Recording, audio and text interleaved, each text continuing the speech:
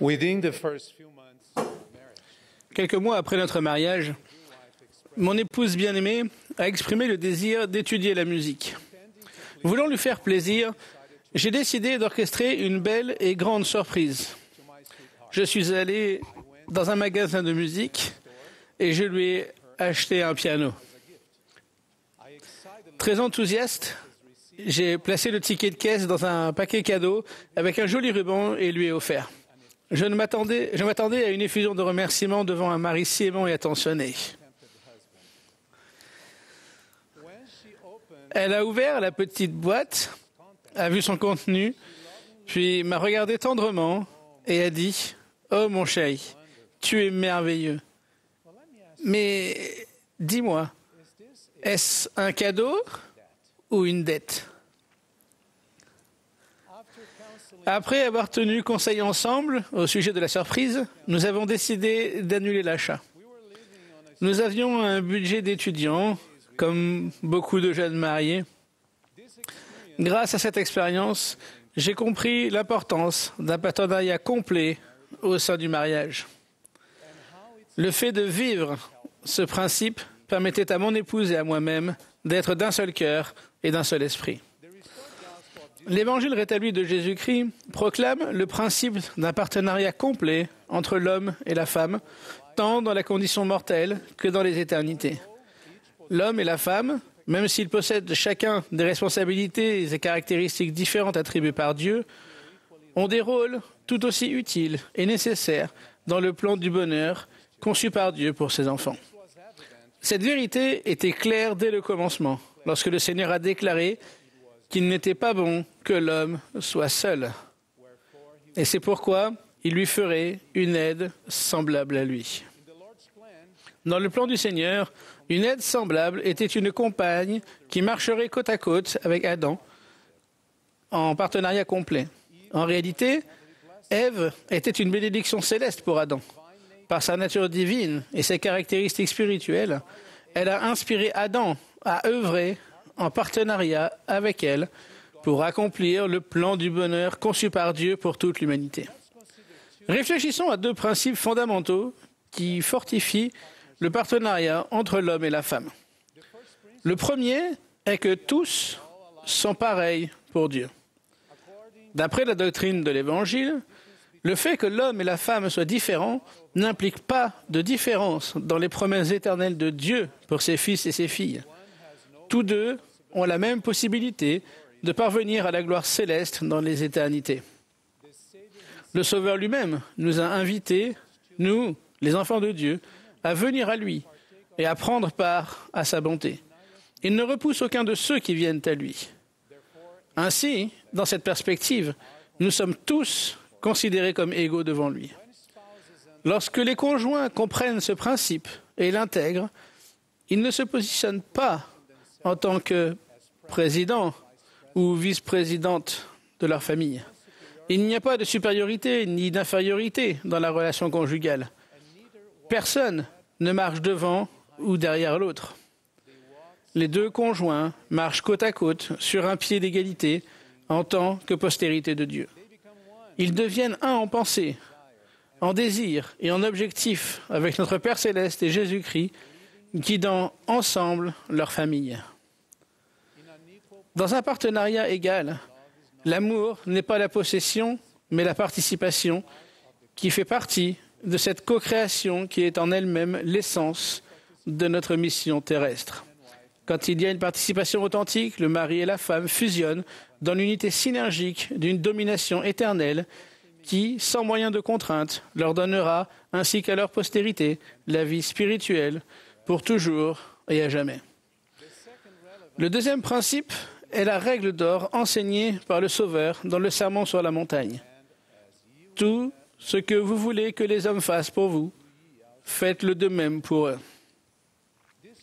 Ce principe suppose une attitude de réciprocité, d'unité et d'interdépendance. Il s'appuie sur le second grand commandement, « Tu aimeras ton prochain comme toi-même ». Il rejoint les autres qualités chrétiennes, telles que la longanimité, la bonté, la douceur et la gentillesse.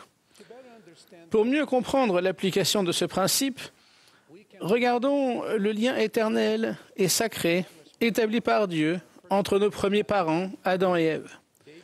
Ils sont devenus une seule chair, créant une composante d'unité qui leur a permis de marcher ensemble avec respect, reconnaissance et amour.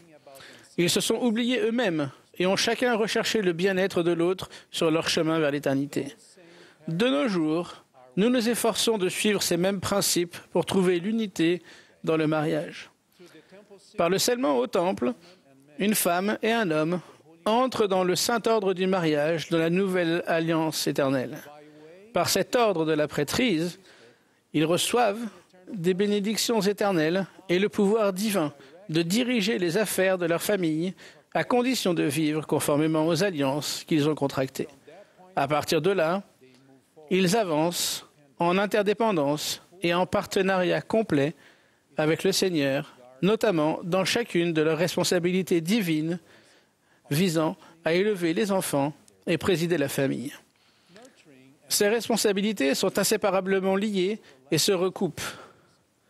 Cela signifie que les mères et les pères ont l'obligation de s'aider en qualité de partenaires égaux et partagent une direction équilibrée de leur foyer. Élever signifie nourrir, instruire et soutenir les membres de la famille. On y parvient en les aidant à apprendre les vérités de l'Évangile et à faire grandir leur foi en notre Père céleste et en Jésus-Christ dans une atmosphère aimante. Présider signifie guider les membres de la famille pour retourner demeurer en la présence de Dieu. Pour cela, il faut servir et enseigner avec gentillesse, douceur et amour sincère. Cela implique aussi de guider les membres de la famille dans des prières régulières, l'étude de l'Évangile et d'autres aspects. Les parents œuvrent dans l'unité en suivant l'exemple de Jésus-Christ pour remplir ces deux grandes responsabilités. Il est important de souligner que la direction de la famille suit un modèle patriarcal. Il est différent, sous certains aspects, de la direction de la prêtrise au sein de l'Église. Le modèle patriarcal implique que les épouses et les époux sont responsables directement devant Dieu de l'accomplissement de leurs responsabilités familiales sacrées. Il nécessite un partenariat complet, le respect volontaire de tous les principes de justice et de responsabilité. Il offre des occasions de progresser dans une atmosphère d'amour et d'entraide. Ces responsabilités particulières n'impliquent pas de hiérarchie. Elles excluent totalement toute forme de sévice ou d'usage abusif de l'autorité. L'exemple d'Adam et Ève, une fois sortis du jardin d'Éden, illustre magnifiquement le concept d'interdépendance entre une mère et un père qui élèvent leurs enfants et président leur famille. Comme nous l'indique le livre de Moïse, ils ont travaillé la terre ensemble à la sueur de leur front afin de subvenir aux besoins physiques de leur famille. Ils ont mis au monde des enfants. Ils ont invoqué ensemble le nom du Seigneur et ont entendu sa voix venant de la direction du jardin d'Éden. Ils ont accepté les commandements que le Seigneur leur a donnés et se sont efforcés d'y obéir. Ils ont ensuite révélé ces choses à leurs fils et à leurs filles et n'ont pas cessé d'invoquer Dieu ensemble pour leurs besoins. Mes chers frères et sœurs, élever et présider sont des possibilités, non des limites exclusives. Une personne peut porter une responsabilité, mais ne pas être la seule à s'en charger. Lorsque des parents aimants comprennent ces deux grandes responsabilités, ils s'efforcent de prendre soin et de protéger ensemble leurs enfants, physiquement et émotionnellement. Ils les aident aussi à affronter les dangers spirituels de notre époque en les nourrissant de la bonne parole du Seigneur révélée par ses prophètes. Bien que le mari et la femme se soutiennent mutuellement dans leurs responsabilités divines, un handicap, la mort ou d'autres circonstances peuvent nécessiter une adaptation particulière. Parfois, l'un des deux conjoints porte la responsabilité des deux rôles en même temps. Parfois, provisoirement ou définitivement. J'ai récemment rencontré un frère et une sœur qui sont chacun dans cette situation.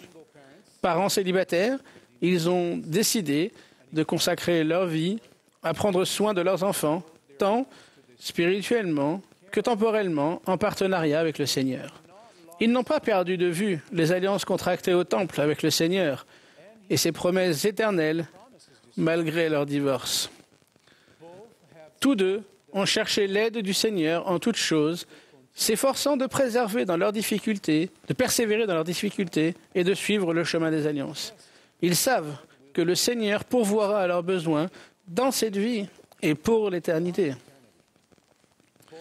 Tous deux ont élevé leurs enfants en les instruisant avec gentillesse, douceur et amour sincère, même dans les moments difficiles. À ma connaissance, ces deux parents célibataires ne tiennent pas Dieu pour responsable de leurs problèmes.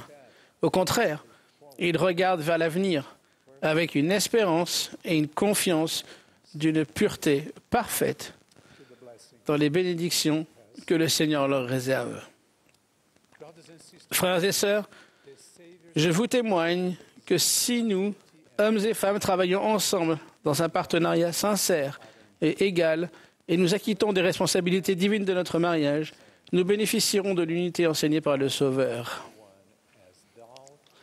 Je vous promets, au nom du Christ, que les cœurs seront enlacés dans l'unité et l'amour les uns envers les autres.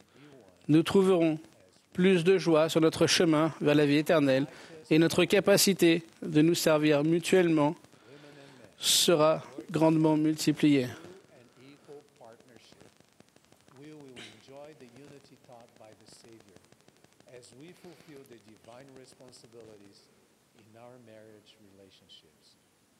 I promise you, in the name of Christ, that hearts will be knit together in unity and love, one towards another. Nous trouverons plus de joie sur notre chemin vers la vie éternelle et notre capacité de nous servir mutuellement sera grandement multipliée. Je témoigne de ces vérités au saint nom du Sauveur Jésus-Christ. Amen.